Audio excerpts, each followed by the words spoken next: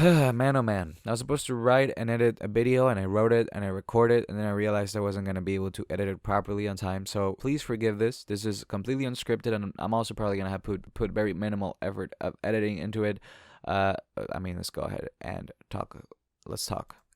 I love manga. I've been an anime fan for not too long, maybe 7 years or so, but along the way, I actually started loving manga more than I do anime. And nowadays, I read way more manga than I do watch anime. And I could tell you different reasons why. I do feel like a lot of people maybe do read manga, but maybe only do so because they have an author they really like, or because they just want to keep up with a series they want to keep up with, or, you have the very typical, oh, look at this badass JoJo art, look at this badass Berserk art, look at this badass, what was the other one? Oh, Vagabond. Look at this badass Vagabond art, right? Look at Slam Dunk. A lot of people tend to go that route. But this was interesting. The other day, I thought about how I have no parameters. I will just open a manga app on my phone, very illegal manga app on my phone, and I will click on a random series that just updated. I'll read the premise. I'll be like, oh, that sounds interesting. And then I'll click and catch up with it. And maybe I'll forget it. Maybe I'll keep up with it. But I just do it. It doesn't matter if it's josei. It doesn't matter if it's shonen, seinen, shoujo. It doesn't matter if it's yaoi or BL. If it looks interesting, I'll click on it and I'll read it, and that's that. I think my currently reading, this is not a joke, my currently reading on any list is like 600 currently reading series. And I'm not bragging about it. I actually am a little embarrassed about that because I'm probably not going to finish even half of that. But I was thinking about exactly why I am so obsessed with just the action of reading manga, right? So I started to reassess myself and I started to think about it. And I could say there are various reasons. First of all, it's the variety, the amount of things. You never know what type of manga you're going to love, whether it's because of the art style or the character writing or maybe the very particular humor that author has. There's a lot of different reasons why you might love a manga that you have no idea existed the day before. And it's actually pretty funny because I see a lot of anime-only people complain about how there's not enough anime about this, there's not enough anime about that. And I'm like, dude, just go on a Discord server, a manga Discord server, talk about the requirements, the thing you're looking for. You most likely than not will have someone who's like, oh, this series is just like that. And they'll link you a manga series. Manga is vast. There's a lot of it. Anime, it's going to sound blunt, it's going to sound very aggressive, but anime is an advertisement at the end of the day. And that's not a knock on anime. Anime is great, but a lot of anime only comes from popular manga series that got a lot of traction, except for anime originals, of course. So then think about all the other manga series that aren't popular. The manga series that maybe are a little too quirky, that are a little too weird. Manga series that maybe just straight up are a little too controversial, maybe. Maybe they have a couple topics that anime producers or publishing companies or whatever don't want to touch. There's a lot of people that just write manga like on Twitter nowadays, and it blows up and they get an anime. Like the dude that writes Doki-chan, right? Doki-chan became very popular. It's just basically illustrations, and I got an anime. Same thing with Getsuyo no Tawawa. Obviously, they're both about cute girls, but still, the point stands. There's people out there on Twitter getting animes nowadays. So there's definitely a lot of variety, and that's one of the reasons I love manga. You never know what you can expect. You can always get very weird stuff. You can always get very regular stuff, but that has a lot of heart to it. The other day, I was reading this very typical, very average manga. What was it called? Fire Sister, Fire Nessa, something like that. It was this comedy manga about a overprotective sister, and it's just the author is writing about it, and then just all of a sudden in one chapter, the dude is interviewing Leiji Matsumoto. He's just interviewing Leiji Matsumoto. He just went to the town. He was a fan, and he's just interviewing him, and it's very endearing. It's a very endearing interview, and I always remember that series despite him being a perfectly average comedy manga because the dude just one day decided to go interview Leiji Matsumoto. One of the legends of manga. He just decided, I want to go interview him. So manga has a lot of that, right? It also has a lot of like authors you never knew wrote this or that manga, right? You can go to Osamu Tezuka's page and you'll see just the vast majority, and you're like, I never heard of that. What's that?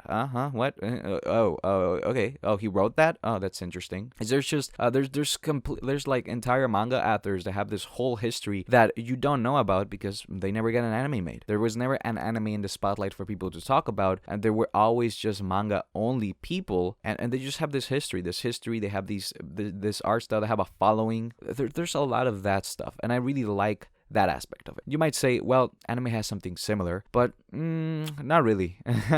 Because anime is it is vast, don't get me wrong, but it is also, again, filtered, right? It's always going to be filtered because it had to get anime costs a lot of money. A dude drawing and then a publishing company picking it up and compiling it into volumes, that's a lot less expensive than an anime studio making an anime, right? So anime is always going to have that sense to it, that sense of commitment from the studio. Sure, there's like anime that's, oh, it's so bad it's good and stuff like that, but there's always a sense of commitment from the studio. But truthfully, this isn't the real reason I love manga. It's one of them, but the main reason is that I like to use manga as a unit of measurement, as a unit of time, right? The other day, for reasons, I had to sell some of my old rare manga. I had to sell Gunslinger Girl, and I had to sell Lucifer and the Biscuit Hammer, which I both love. I love both of those manga, but I had to sell them, and it made me very nostalgic and sad because I remember scurrying around my city, going to used bookstores and collecting each individual volume from different used bookstores over like a year. So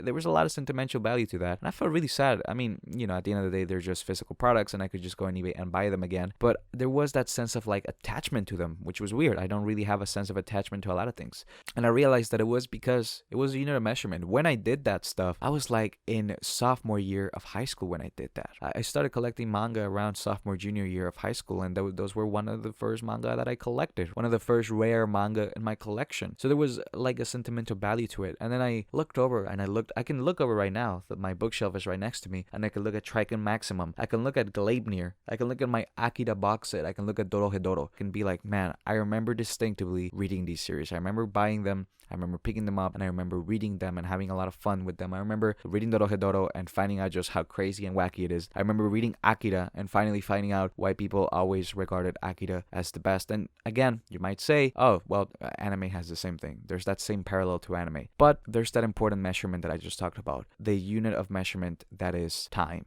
Because here's the thing. Sure, Dorohedoro was finished, was completed. Akira was completed. Trigon Maximum was completed when I bought them. But I have a lot of series here who have not been completed, like, again, Gleipnir, like Made in Abyss, like Call of the Night. I like Murcielago, right? I have series here that I have not finished and are still not completed, and every time a new volume comes out, I'll buy it. And a lot of times a volume comes out maybe 2 years, right? Yotsuba, I have Yotsuba right here. Yotsuba and it took like 2 years for the latest volume to come out. Hunter x Hunter, it took like 3 years for this newest volume that's barely coming out to come out, right? Look at something basic, My Hero Academia, One Piece. A lot of people who got into anime maybe during the pandemic or something, they've been following those series along since then. It follows you. And anime, sure, you can do that if you keep up with a seasonal anime, but a lot of them end, right? And there's like these gaps. A lot of it is very fractured. You might say, well, then you can go watch a completed series. Really? You're gonna watch Hunter x Hunter week by week? You're gonna watch Full Metal Alchemist week by week? I mean, I'm not knocking you if you do, but it's kind of psychotic if you do that. I'm not gonna lie. I mean,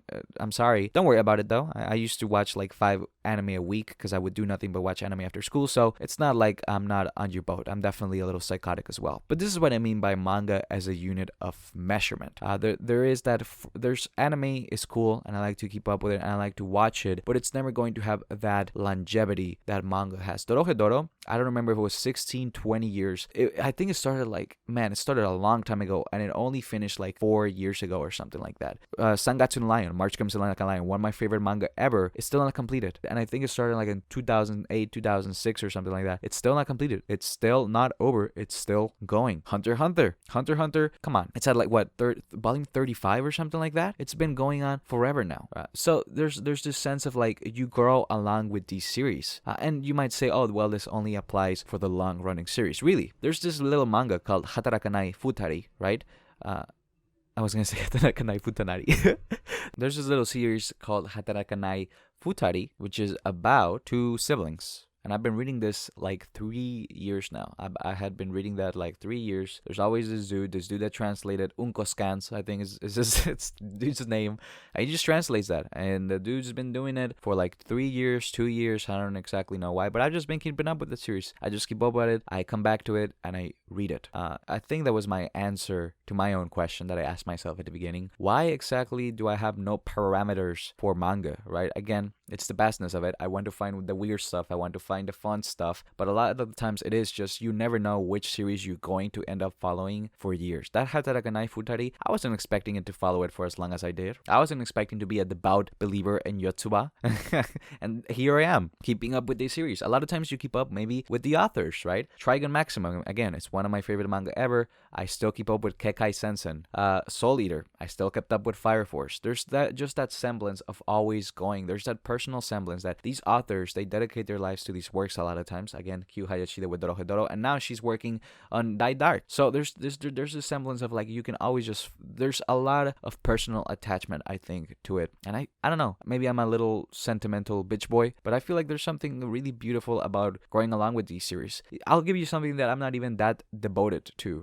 One Punch Man. I don't really keep up with One Punch Man at all, but that what was his name, Garo, something like that. That dude who took a long time to beat, that fight I think kind of like was revving up when I was in high school, and it just finished now, which is crazy to think about. It's insane to think about that a fight took that long to complete, but people say it was great. People say it was a great fight. It's Dr. Stone. I had been following Dr. Stone's near the beginning of the series. So yeah, there's just a really beautiful kind of like chain of events that you can follow on. Oh, Call of the Night as well, right? By Kotoyama.